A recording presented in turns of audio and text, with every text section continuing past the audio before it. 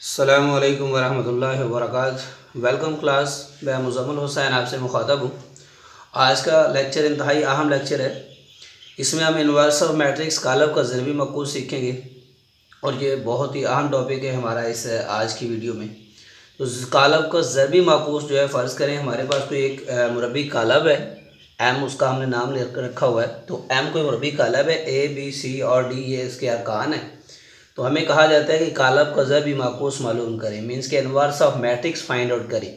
तो हमने क्या करना होता है, कोई भी इस तरह का जो स्क्वायर कालब मुरबी कालब हमें गिवन हुआ करेगा, उसको हम उसकी पावर में -1 लिखेंगे। मीन्स के ये इसकी इन्वर्स की अलामत हुआ करेगी, एम की -1 ये इसकी इन्वर्स की अलामत है।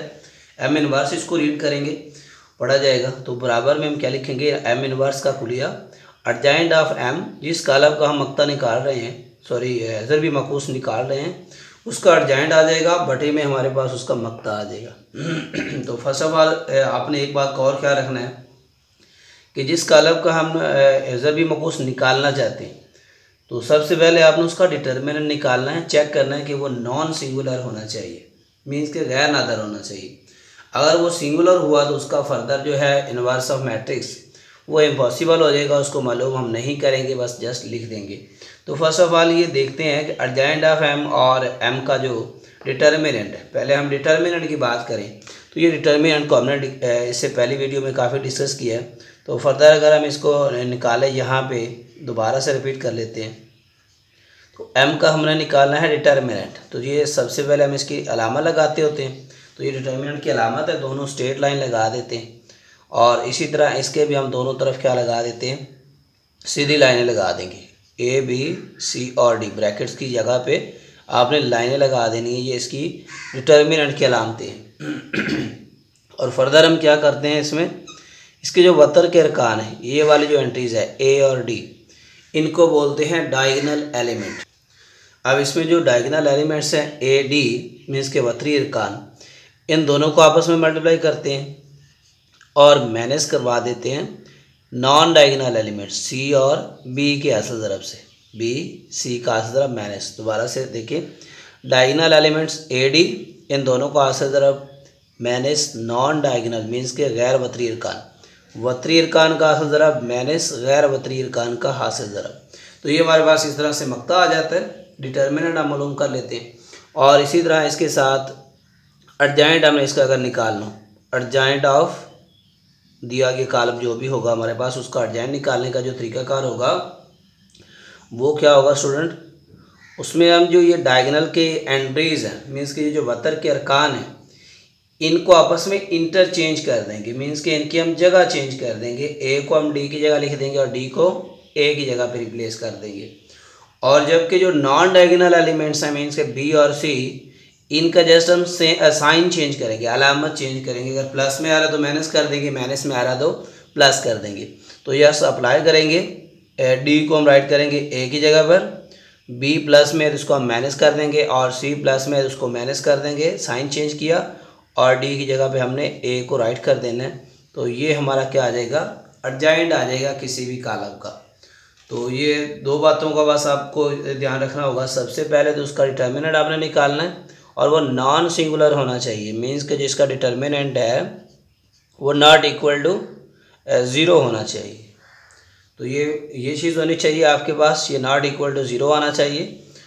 और सेकंड में क्या होना चाहिए, इसका आपने अर्जेंट निकालना होता है। तो वो अर्जेंट में क्या करते हैं, वतर के अरकान की जगह चेंज करवा देते हैं। जैसे हमने यहाँ पे लिखा, देखें, ए को डी की जगह, डी को ए की जगह पर, और गैर वतरी अरकान जो हैं उनकी हमने अलामतें चेंज कर दी। ये दोनों प्लस में आ रहे थे, हमने इनको माइनस में राइट कर दिए।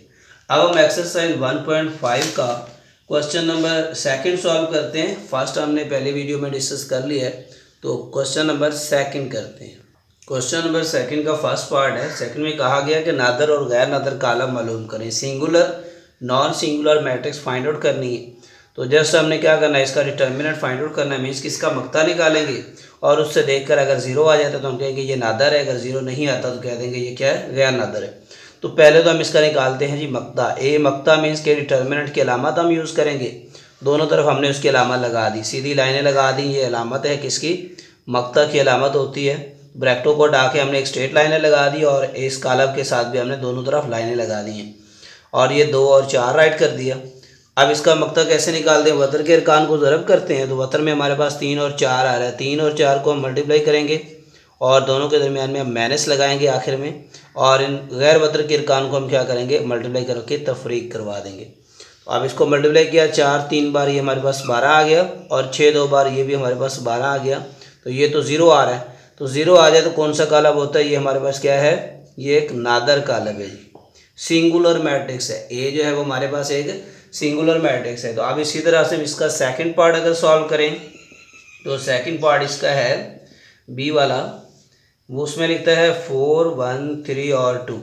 इसका भी हमने क्या करना है, इसको बताना है कि ये सिंगुलर है या नॉन सिंगुलर है। तो वेरी सिंपल ये वाला क्वेश्चन है, क्वेश्चन नंबर 2। तो ये ज़रबी मकूस के लिए काफ़ी इंपॉर्टेंट है पॉइंट ये वाला कि सबसे पहले उसको गैर नादर होना चाहिए। तो ये देखें ये नादर है, 0 जवाब है। अब इसको बी को चेक करें अभी हम इसका जस्ट नादर और गैर नादर मालूम कर रहे हैं। तो बी का मक्ता, इसकी भी अलामतें वही चेंज कर दी, लाइनें लगा दी हमने। सबसे पहले तो ये लगानी ज़रूरी है, ये उसकी अलामत है डिटर्मिनेंट की। अब इसमें वतर के अरकान को डायरेक्टली भी कर सकते हैं, 4 2 बार 8 कर सकते हैं, और -3 1 बार 3, 8 में से 3 निकाला 5। तो ये नॉट इक्वल टू 0 आया है। तो ये हमारा कौन सा है जी, गैर नादर कालब है, गैर नादर कालब मीन्स के नॉन सिंगुलर ये हमारा मैट्रिक्स बन गया है। तो इसी तरह स्टूडेंट इसका क्वेश्चन नंबर जो 3 है सी और डी, ये आपने प्रैक्टिस करनी है, सेम स्टेप दोनों की तरह आपने अप्लाई करने हैं। अब हम इसका क्वेश्चन नंबर जो 3 है काफ़ी इंपॉर्टेंट है, एग्जाम में आ सकता है शॉर्ट सवाल में। तो हम इसको अभी डिस्कस करते हैं और सॉल्व करते हैं। कालब को ज़रबी माकूस मालूम करें। क्वेश्चन नंबर 3 का फर्स्ट जो है क्वेश्चन मैंने राइट किया है। तो ज़रबी माकूस के लिए भी अभी हमने देखा क्या करते हैं, उसका पहले डिटर्मिनेंट निकालते हैं। तो पहले हम इसका डिटर्मिनेंट निकालते हैं। तो ए का डिटर्मिनेंट लिखते वक्त क्या करेंगे, ये 2 लाइनें लगा देंगे, और इस तरफ भी हम क्या करेंगे, ये ब्रैकेट्स को लाइनों में चेंज कर देंगे।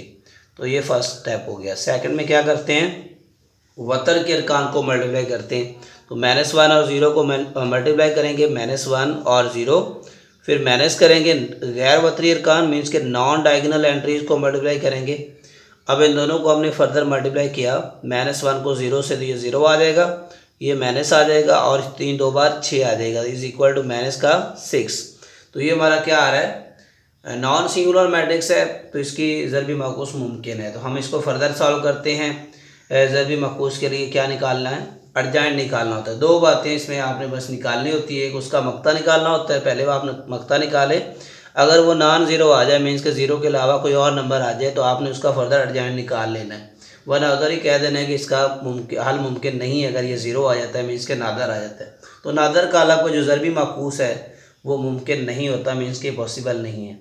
और इसी तरह अगर हम इसका अर्जेंट निकालें, हम इसका, तो अर्जेंट क्या बनेगा, अर्जेंट ऑफ ए निकालना है। तो अर्जेंट में क्या करते हैं जी, उसके वतर के अरकान को आपस में रिप्लेस करवा देते हैं, इंटरचेंज कर देते हैं। तो ये 0 आ जाएगा हमारे पास, ये -1 0 की जगह शिफ्ट कर देंगे। और जो नॉन डायगोनल एलिमेंट्स हैं मीन्स के 3 है, प्लस का है तो इसको माइनस कर देंगे, और प्लस का 2 है तो इसको भी हम -2 राइट कर देंगे, ये आ जाएगा हमारे पास, इसका अर्जेंट आ जाएगा। अब इसको हम क्या निकालना चाहते हैं, इसका ज़रबी माकूस निकालना है। तो ए का ज़रबी माकूस, ये उसकी अलामत आ जाएगी, ए का ज़रबी माकूस, ए के ऊपर -1 लगा दें, ये बराबर होता है हमारे पास, हमने अभी किया है अर्जेंट लेते हैं उस ए का और उसको डिवाइड करते हैं उसके मक्ता पर। तो ये दोनों चीज़ें हमने निकाल रखी हैं। तो अर्जेंट ऑफ ए क्या हमने निकाला है, ये वाला, तो ये वैल्यू इसके ऊपर लगा दें जो हमने अर्जेंट निकाला होता है, 0 -3 -2 और -1, इसको अब हमने डिवाइड करवाना है इसके मक्ता पर। तो मक्ता हमने क्या निकाल रखा है, -6। अभी -6 पे हम क्या करेंगे, डिवाइड करवाएंगे इस पूरी मैट्रिक्स को, तमाम एलिमेंट को अलहदा जो है -6 पे क्या करवा दें, तकसीम करवा दें। 0 को भी -6 पे तकसीम करवा दें, और -3 जो है उसको भी -6 पे करवा दें, -2 को भी हमने -6 पे तकसीम करवाना है, -1 को भी हमने -6 पर तकसीम करवा देना है। मीन्स के तमाम जो एंट्रीज़ हैं, जो अरकान हैं, सब को इसके मक्ता पे हमने अलहदा तकसीम करवा देना है। अब इसको फर्दर सॉल्व करेंगे, 0 के नीचे कुछ भी आ जाए तो ये हमारे पास 0 होता है, और माइनस जो है ये माइनस से कैंसिल होकर 3 एक बार 3, 3 दो बार, ये 6 आ रहा है। तो हम इसको लिखेंगे 1/2, ये हमारा बाकी आ जाएगा। इसी तरह 2 एक बार 2, 2 3 बार 6, तो ये माइनस माइनस कैंसिल हो जाएगी, 1/3 आ जाएगा। माइनस माइनस कैंसिल हो जाएगी, 1/6 आ जाएगा। तो ये स्टूडेंट हमारा क्या आ गया, ज़रबी माकूस आ गया ए का ज़रबी माकूस। तो ये हमारा आंसर है। दोबारा से रिपीट कर लें इस क्वेश्चन को। कालब का ज़रबी माकूस आपको कहा जाता है कि मालूम करें। तो पहले आपने क्या करना है, उसका मक्ता फाइंड आउट कर लेना है। हमने इसके मक्ता के लिए अलामतों को चेंज किया, मीन्स के ब्रैकेट को लाइनों में चेंज कर देना है। और मक्ता में क्या असूल है कि वतर के अरकान की आसा ज़रब माइनस गैर वतर के अरकान की आसा ज़रब। तो इसको हमने वतर को माइनस गैर वतर से माइनस करने के बाद जवाब आ गया माइनस का 6। अब ये नॉन सिंगुलर मैट्रिक्स है, गैर नादर कालब है। तो फर्दर इसके लिए हम एडजेंट निकाल लेते हैं। एडजेंट ऑफ ए क्या होता है, वतर के अरकान को आपस में रिप्लेस करवा दें, इंटरचेंज करवा दिया हमने। इसको 0 को -1 से, और -1 उसकी जगह आ गया। और 3 प्लस में है तो माइनस कर दें, 2 माइनस प्लस है तो माइनस कर दें। मीन्स के वतर के अरकान की जगह चेंज करने हैं, और गैर वतरी अरकान जो है उनकी आपने अलामतें चेंज कर दी। अब फार्मूला क्या है हमारे पास ज़रबी मकूस का, जिस कालब का हम निकाल रहे हैं वो उसका ज़रबी मकूस ऊपर -1 लगा दें अलामत। और ये होता है एडजेंट ऑफ ए, मीन्स जिस कालब का इन्वर्स है उसी का एडजेंट, और उसके मक्ते पे उसको डिवाइड किया। एडजेंट लिखा जो हमने निकाला था और डिवाइड कर दिया उसके मक्ता पर। अलग-अलग हम करेंगे, 0 को -6, -3 को 6, और 2 को और 1 को सेपरेट हमने डिवाइड करवा दिया। और सिंप्लीफिकेशन जो हो रही थी, कैंसिल हो रहा था, हमने उसको कैंसिल भी किया है। और आखिर में ये हमारे पास एक रिज़ल्ट आ गया। इसको हम बोले हैं ज़रबी माकूस है ये कालब का, कालब ए का ज़रबी माकूस। तो अब स्टूडेंट ये बाकी क्वेश्चन भी हम इससे फर्दर करते हैं जी। क्वेश्चन नंबर जो है सेकंड, वो भी बहुत ही सिंपल है, वो आप लोगों ने करना है। और सी को भी वो सेम जैसे अभी हमने इसका ए पार्ट सॉल्व किया।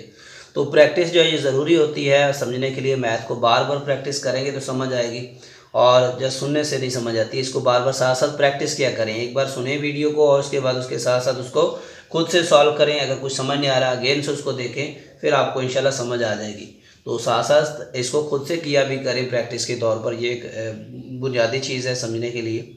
तो अब इसका हम डी वाला करते हैं। ये थोड़ा डिफरेंट आ रहा था, फ्रैक्शन में थोड़ा मुश्किल भी है, तो ये मैं करवा देता हूँ आपको।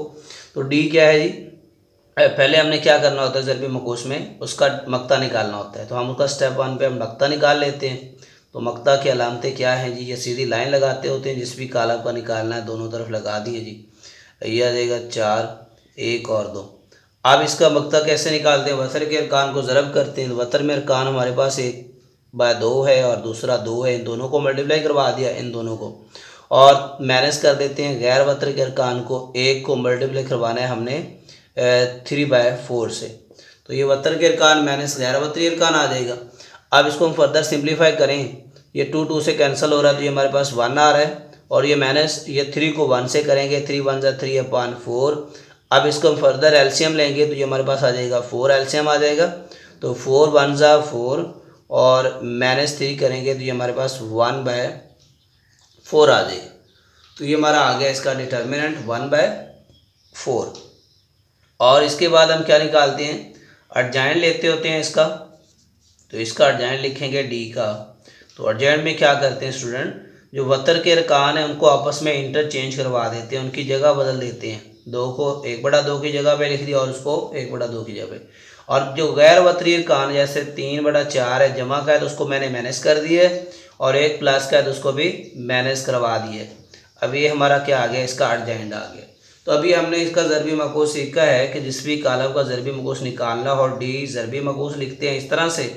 और ये फार्मूला हमारे पास होता है एडजेंट ऑफ डी और डिवाइडेड बाय डी का मक्ता। जिसका भी हम ज़रबी मकूस निकालते हैं उसका एडजेंट ऊपर होता है, नीचे उसका मक्ता आ जाता है। उसके एडजेंट को मक्ता पे तकसीम करवाते हैं। तो एडजेंट हमने क्या निकाल रखा है जी, ये अभी निकाला हुआ एडजेंट। ये हम लिखेंगे 2 -3 ओनली 2 नहीं, हाँ ठीक है, ये हमने एडजेंट निकाला हुआ है, 2 ही आएगा, ये वाला रिप्लेस किया था। ये यहाँ पे आ जाएगा माइनस का 1 और ये आ जाएगा 1/2। अब इसको हमने क्या करना है, डिवाइड करवाना है इसके मक्ता पे। तो वो क्या आ रहा है 1/4। अब देखें ये अगेन बर्थडे में उसका फ्रैक्शन में आ रहा है बेटा, तो यहाँ पे आपने कंफ्यूज नहीं होना। जब डबल टाइम शिफ्ट ये आ जाए, इसका बाहर आ जाए, तो ये जो लास्ट में डबल के नीचे होती है वो ऊपर मल्टीप्लाई हो जाती है डिवाइड की बजाय, क्या हो जाती है, अगर डबल आ जाए इस तरह से बटे में, जो सेकंड वाला बटा है उसके नीचे जो कीमत होती है वो ऊपर आ जाती है और ऊपर वाली ये बटे में रहती है, तो 1 पे डिवाइड करने से कोई फ़र्क नहीं पड़ेगा। तो 4 जो है ये मल्टीप्लाई में चेंज हो जाएगा, ये नीचे वाला जो डिवाइड हो रहा है फ्रैक्शन। तो अभी हम इसको करते हैं जी, 4 से मल्टीप्लाई करेंगे, जस्ट 4 से मल्टीप्लाई करना है आपने। तो ये हमारा क्या बन जाएगा, 2 को हमने 4 से मल्टीप्लाई करवा देना है, क्योंकि ये अगेन बटे में था इसलिए हमने इसको ऊपर मल्टीप्लाई करवा दिया। अगर ये जस्ट होता 4 तो हम डिवाइड करवाते। तो -3/, हमारे पास ये 4 है, तो -3/4 इसको भी हमने क्या करवा देना है, 4 से मल्टीप्लाई, और -1 को भी 4 से मल्टीप्लाई करवा देना है, और 1/2 को भी 4 से मल्टीप्लाई करवा देना है। तो ये आ जाएगा हमारा, मल्टीप्लाई करते हैं, इसको सिंप्लीफाई करते हैं फर्दर। तो सिंप्लीफाई करेंगे तो ये आ जाएगा 4 2 टाइम 8, ये 4 से 4 कैंसिल, -3 और ये -4 और ये 2 2 टाइम 4, तो ये हमारा 2 आ जाएगा। तो ये आ जाएगा स्टूडेंट हमारा ज़रबी माकूस डी क्वेश्चन का, और ये हमारा क्वेश्चन नंबर 4 सॉल्व हो गया। अब इसका हम क्वेश्चन नंबर 5 सॉल्व करते हैं। सॉरी, ये क्वेश्चन नंबर हमने अभी सॉल्व किया है 3, ये क्वेश्चन नंबर 3 हमने सॉल्व किया है। अब इसका हम क्वेश्चन नंबर 4 सॉल्व करते हैं।